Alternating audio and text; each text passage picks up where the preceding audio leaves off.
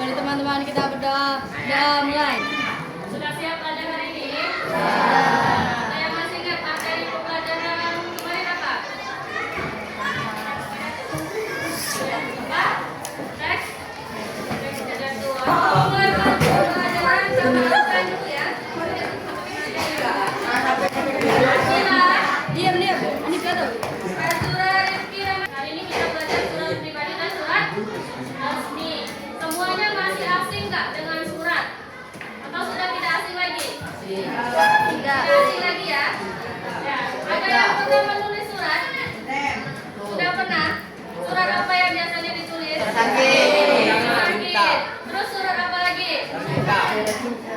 Surat cinta. Surat izin sakit ya. Biasanya sering ditulis dalam kehidupan sehari-hari, pasti pernah sakit ya. Nah itu contoh surat. Ini ada yang minum surat kepada ibunya. Ya. Nah ini merupakan contoh surat. Jadi surat itu tidak asing lagi dalam kehidupan kita sehari-hari ya. Nah di sini kita akan mempelajari surat pribadi dan surat resmi. Surat pribadi dan surat resmi. Sebelum memulai pembelajaran, di sini Ibu akan menyampaikan tujuan pembelajaran kita hari ini. Yang pertama, siswa dapat memahami pengertian, ciri-ciri, struktur surat pribadi dan surat dinas. Yang kedua, siswa dapat meningkatkan kemampuan menulis surat dengan sesuai struktur dan kaidah kebahasaan yang benar. Yang ketiga, siswa dapat menjelaskan perbedaan antara surat pribadi dan surat dinas. Apa gunanya surat? Ada yang tahu? Untuk mengirimkan pesan. Ada lagi? Untuk bertukar kabar. Ada lagi? Ada yang tahu apa gunanya surat? Apa? Memberikan informasi. Benar sekali ya. Jadi surat itu sangat berguna untuk kehidupan kita. Hari ini kita akan mempelajari struktur surat pribadi dan surat dinas. Struktur surat pribadi yang pertama ada kepala surat atau alamat pengirim. Biasanya ada di bagian atasnya. Yang kedua ada tempat dan tanggal. Yang ketiga ada salam pembuka. Yang keempat ada isi.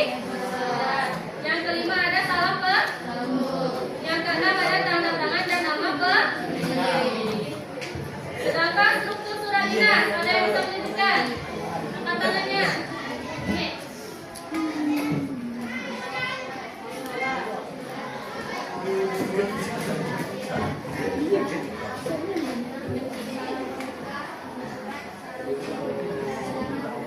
Nah, yang pertama ada kopsurat. Isi tentang instansi pengirim surat seperti logo, nama instansi, alamat, nomor telepon, dan email.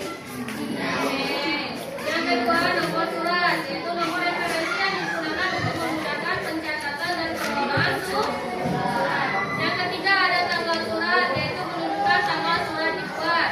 Yang keempat ada lampiran, informasi tentang adanya dokumen atau file yang disertakan dalam surat.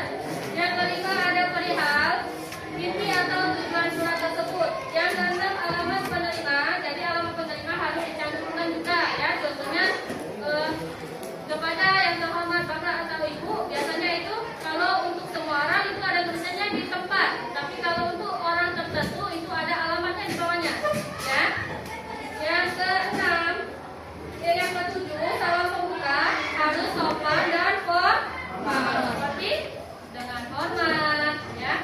Yang ke-8 isi surat harus jelas, tujuannya harus jelas, padat dan singkat dan tidak bertele-tele.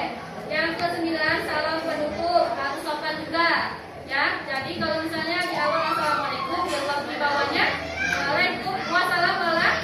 wassalamualaikum. Yang ke-10 tanda tangan. Tanda tangan ini harus ada juga di dalam surat dinas.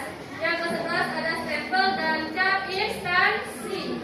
Jadi itu merupakan struktur dari surat pribadi dan surat dinas. Sebelum masuk ke tugas, ada yang mau ditanyakan? Di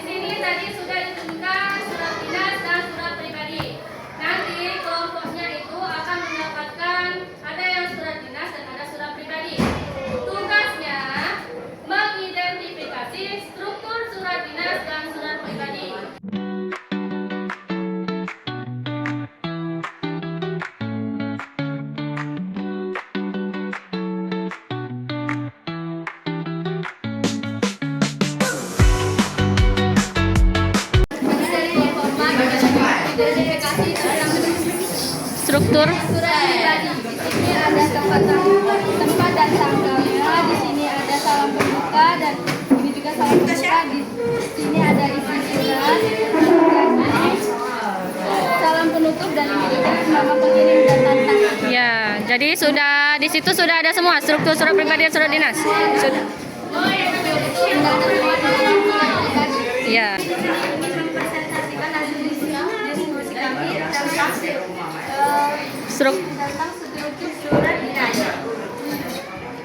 Di sini ada kop surat, nomor surat, lampiran, perihal, tanggal surat, alamat penerima, salam pembuka, isi surat, salam penutup, dan salam penutup, sama stempel dan tanda tangan. Ya. Jadi di situ di surat dinasnya yang itu sudah ada semua struktur surat dinas. Sudah. Semuanya sudah paham mengenai surat pribadi dan surat dinas? Paham. Tadi hasil diskusinya sudah benar semua. Jadi di surat pribadi tadi apa saja struktur surat pribadi tadi? Yang pertama ada kepala surat atau alamat pengirim. Yang kedua ada tempat dan tanggal.